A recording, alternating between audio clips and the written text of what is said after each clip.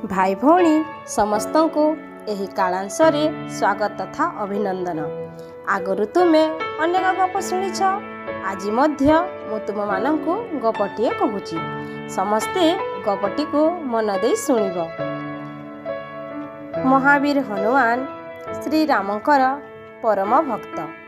तांकर बापा पवन देवता ओ माँ अंजना। जन्म समयरू ही हनुमान बहुत बलवान थिले। दिने सकाळ समय होइथिला। हनुमान को बहुत भोग लागुथिला। माँ अंजना घरे न थिली। हनुमान पूर्व दिग को अनेइले।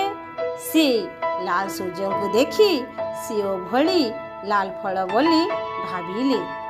खाइबा पाई खूब बेगरे दौड़िले। पवन तांको प्रथमरू उड़ीबार शक्ति देइथिली। से उड़ी जाई सूर्यंक रथ उपरे चढ़ी गली। ए कथा देखी देवता मानकर राजा इंद्र ऐरावत हाथी रे बसी आसिले। हनुमान को वज्र प्रहार कले। हनुमान अचेत होई पड़िले। तांकर हनुहाड़ भाटी गला। पवन देवता हनुमान को गुंफा भीतर को नहीं गले। इंद्रंक उपरे पवन रागी गले। पवन बहिबा बंद होइगला। गछ लता हलिबा बंद होइगला। झरणा पानी अटकी गला। पशु पक्षी मनीष समस्ते अचेत होई पड़ी गली।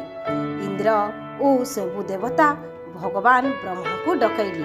ब्रह्मा कहिले एते छोट पिला को मारिला काहेकि?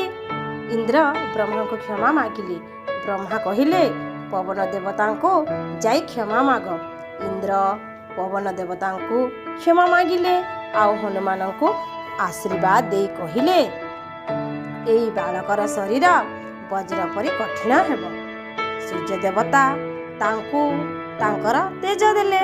वरुण देवता मध्य हनुमान को निर्भीक हेबा पाई आशीर्वाद देले। टिके बड़ हेला परे हनुमान को तांका बापा माँ सूर्य देवता पाखरे छाड़िले। से सेठारे वेद पढ़ी बहुत ज्ञानी हेले। भाई भौणी ए गपटीर नाम हैला महावीर हनुमान। देखिल महावीर हनुमान जन्म समय ही से केते शक्ति और बलवान थिले।